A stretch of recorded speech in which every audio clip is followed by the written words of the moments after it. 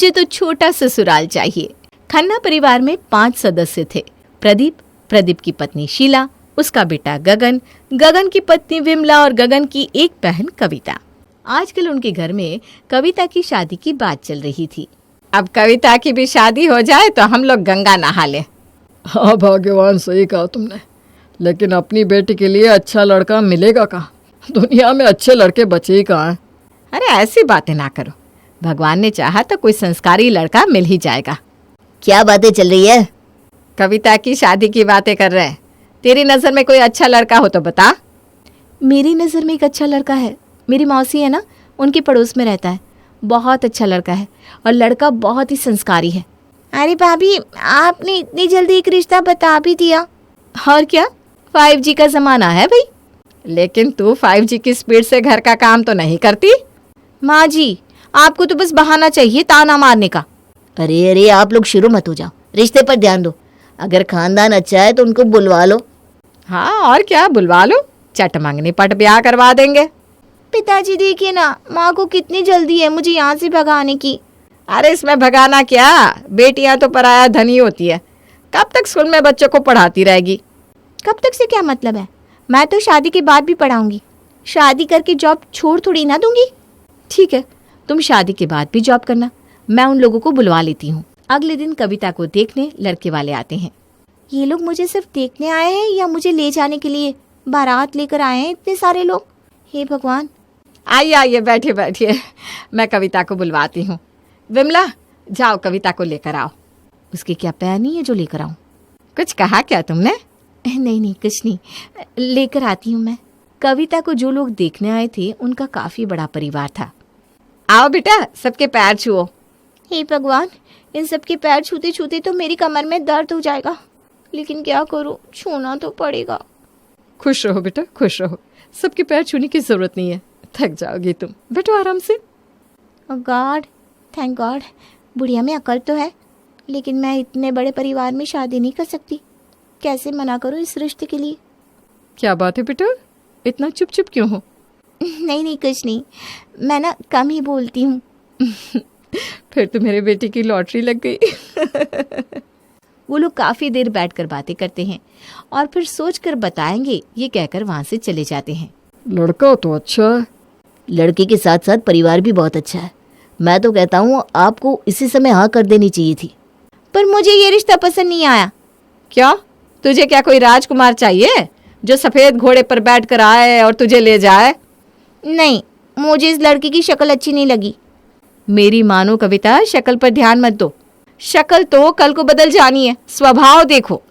नहीं, मैं तो शक्ल भी देखूंगी। उनका फोन आए तो आप लोग मना कर देना। अरे पर सुन तो बेटा। No means no. ये बोलकर कविता वहां से चली जाती है। किसी को समझ में नहीं आता कि इसने मना क्यों कर दिया। फिर कुछ समय बाद एक और रिश्ता आता है।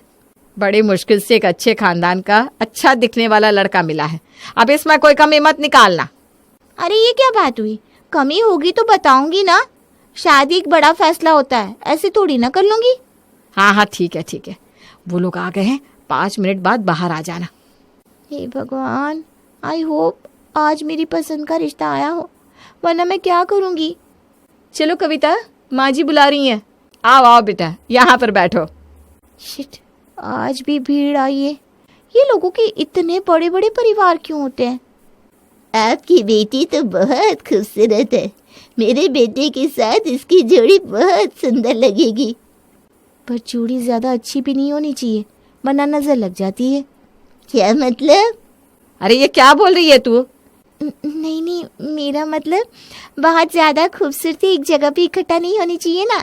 जैसे ज़्यादा मीठा इकट्ठा होने पर चींटियाँ आ जाती हैं, वैसे ही ज़्यादा खूबसूरती होने पर काला साया चिपट जाता है ना। ये क्या बकवास कर रही है तू कविता, चुप हो जा। मुझे लगता है आप लोगों के बीच कुछ दिक्कत है, हम चलते हैं। अरे नहीं, ऐसी कोई बात नहीं है, ये तो पगली है।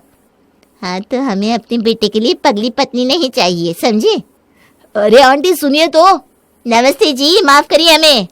वो लोग गुस्सा होकर वहां से चले जाते हैं, जिससे कविता के घर वाले कविता से बहुत नाराज होते हैं। कविता तेरा दिमाग खराब है क्या? उनके सामने ऐसी बात क्यों कह रही थी? इसने बोला था कि लड़का दिखने में अच्छा होना चाहिए, तो मैंने इतनी मुश्किल से एक अच्छा खानदान और अच्छा दिखने वाला लड़का ढूंढा, पर इसने ये बदतमीजी कर दी। कोई दिक्कत या परेशानी हो तो सीधे सीधे बता दो। ये क्या हरकतें कर रही हो तुम? कहीं तेरा किसी से चक्कर तो नहीं चल रहा है? अरे भैया ऐसा कुछ नहीं है। तो क्या बात है? आज तुझे बताना पड़ेगा। मैं इतने बड़े परिवार में शादी नहीं कर सकती, मुझे छोटा ससुराल चाहिए। छोटा ससुराल मतलब कितना छोटा? लड़का हो और उसकी माँ हो बस, और उसकी माँ भी ना कहीं जॉब करती हो। हे भगवान, कैसी सोच है इस लड़की की। अच्छा एक बात बता, तू तो खुद ही जॉब करती है, तो जॉब करने वाली सास क्यों चाहिए तुझे? ताकि दिन भर हमारे बीच लड़ाई ना हो। वो अपने काम में बिजी रहे और मैं अपने। माँ, बचपन से आपने इसकी अच्छे से पिटाई नहीं करी ना, इसलिए आज इसका ये हाल है। आपको जो समझना है समझ लो, लेकिन शादी मैं अपने हिसाब से ही करूंगी। लेकिन कविता, बड़ा परिवार होना एक अच्छी चीज है, मदद मिल जाती है, कभी अकेलापन महसूस नहीं होता। पहली बात, मुझे कभी अकेलापन महसूस होता ही नहीं, और दूसरी बात कि मदद की जरूरत वहीं पड़ती है ना जहाँ ज्यादा लोग होते हैं। जब घर में 2-3 लोग होंगे तो किस चीज के लिए मदद चाहिए बोलो? अरे अभी तुम समझ नहीं रही हो, बाद में पछताओगी। हाँ, आप तो यही दुआ कर रही होंगी ना। जबान पर लगाम रखो कविता, तुम्हारी भाभी सही कह रही है। सब लोग कविता को समझाने की कोशिश करते हैं, लेकिन कविता अपनी बात पर अड़ी रहती है। इत्तेफाक की बात थी कि 2 दिन बाद ही उनके घर ऐसे परिवार से रिश्ता भी आ जाता है जहाँ सिर्फ माँ और एक बेटा था। माँ, मुझे ऐसा ही परिवार चाहिए। हाँ तो क्या अभी चली जाएगी? चुपचाप बैठ, मुझे बात करने दे। जी तो सरला बहन, आपके परिवार में बस आप ही 2 लोग हैं? जी, मैं और मेरा बेटा जितेंद्र। मेरे पति का देहांत हुए 6 साल हो चुके हैं। तब से हम दोनों ही एक दूसरे का सहारा है। बहू आएगी तो तीसरा सदस्य परिवार में जुड़ जाएगा। मैं जुड़ने के लिए तैयार हूँ। अरे चुप करना। माफ करिएगा, ये ऐसी ही है पगली सी।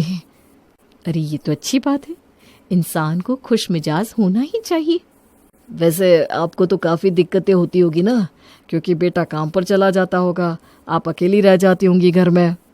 नहीं, मैं भी बैंक में जॉब करती हूँ। मुझे ये रिश्ता मंजूर है, बाकी आप लोगों को जो बात करनी है कर लो। कविता की बात सुनकर सब लोग हंसने लगते हैं, लेकिन कविता तो सीरियस थी। आखिरकार उसकी शादी जितेंद्र से हो जाती है। हालांकि शादी से पहले भी उसके घर वालों ने उसे समझाया था, पर वो नहीं मानी। हे भगवान, तेरा लाख लाख शुक्र है, मैं जैसा परिवार चाहती थी मुझे एग्जैक्ट वैसा ही परिवार मिल गया। क्या सोच रही हो कविता? कुछ नहीं, बस ये सोच रही थी कि मैं बहुत लकी हूँ जो मुझे आप जैसे पति मिले। पति मिले? पर मैं तो सिर्फ एक पति हूँ। आप भी ना बड़े वो हो। अच्छा छोड़िए, माँ जी बुला रही है, आज मेरी पहली रसोई है ना। मत जाओ ना। अरे ऐसा मत करिए, माँ जी देख लेंगी ना। अच्छा ठीक है, जाओ, तुम भी ना बड़ी वो। कविता हंसती हुई वहां से भाग जाती है। तो बहू क्या बना रही हो अपनी पहली रसोई में? अंडा बना लूं? क्या? अरे मजाक करी माँ जी, खीर बना रही हूँ। अच्छा, मैं तो डर गई थी। ठीक है, तो खीर बना, मैं मेहमानों के साथ जाकर बैठती हूँ। ओके माँ जी, आप जाइए, मैं अंडा बना कर लाती हूँ। सॉरी, आई मीन खीर बना कर लाती हूँ। मार खाएगी तू मेरे हाथों। कविता खीर बनाकर लाती है और सबको खिलाती है। सब उसकी बहुत तारीफ करते हैं, वो भी बहुत खुश होती है। शुरू के कुछ दिन जब तक उन तीनों की छुट्टी रहती है तब तक तो सब ऐसे ही चलता है, लेकिन फिर ओह 3 बज गए, आज मैं स्कूल से आने में लेट हो गई। फ्रेश हो जाती हूँ, तब तक वो भी आ जाएंगे, फिर हम लोग घूमने जाएंगे शाम में। मैं आ गया कविता, एक कप चाय बना दो, सर में बहुत दर्द हो रहा है। जी अभी बनाती हूँ, आप थोड़ी देर आराम कर लेना, फिर हम लोग शाम में घूमने चलेंगे। ठीक है, माँ से पूछ लेना। इसमें माँ जी से क्या पूछना? इस घर में सारे फैसले माँ लेती है ना। वो ठीक है, लेकिन इतनी सी बात भी क्या उनसे पूछ कर करनी पड़ेगी? हाँ बिल्कुल। लेकिन अरे पहले चाय पिलाओ ना, सर का दर्द ना बढ़ाओ। कविता को जितेंद्र की ये बात बड़ी अजीब लगती है। वो उसे चाय लाकर देती है। तब तक सरला भी आ जाती है। माँ जी, शाम में हम लोग घूमने जा रहे हैं। ये क्या तरीका है बहू? तुम परमिशन मांग रही हो या अपना फैसला सुना रही हो? नहीं, फैसला नहीं सुना रही हूँ, बस बता रही हूँ आपको। तो मैं भी तुम्हें बता देती हूँ कि घूमने जाने की कोई जरूरत नहीं है। पर क्यों? क्योंकि फिर घर अकेला रह जाएगा। मुझे शाम में कीर्तन में जाना होता है। हमारे पीछे घर में चोर घुस गए तो क्या होगा? अरे पर अब तक आप दोनों जब काम पर जाते होंगे, या अभी भी जब हम तीनों काम पर जाते हैं, तो घर खाली ही होता है ना। वो मजबूरी है, घूमने जाना मजबूरी नहीं है। दिन और रात में भी फर्क होता है। सूरज ढलने के बाद ज्यादा खतरा होता है, और तभी तुम घर को अकेला छोड़ दो? ये कोई बात हुई? अरे पर जितेंद्र, समझाओ अपनी पत्नी को। कविता, मैंने तुम्हें बताया ना कि इस घर में आखिरी फैसला माँ का होता है, तो क्यों बहस कर रही हो? और वैसे भी माँ सही कह रही है कि हम लोगों को फालतू में घर छोड़कर जाने की कोई जरूरत नहीं है। अरे यार, काश कोई होता जिसे मैं घर में छोड़कर जा सकती। क्या हुआ, क्या सोच रही हो? कुछ नहीं, पर ये गलत है। ऐसे तो हम लोग कभी भी घूमने नहीं जा पाएंगे। संडे को चलेंगे ना, दिन में। कविता नाराज होकर रूम में चली जाती है। जितेंद्र उसे मनाने की कोशिश करता है, लेकिन वो सोने का नाटक करने लगती है। ऐसे ही एक दिन जब कविता अपने स्कूल से निकलती है तो जितेंद्र को फोन लगाती है। हेलो, मैं ये कह रही थी कि आज स्कूल के बाद मैं अपने घर चली जाऊं।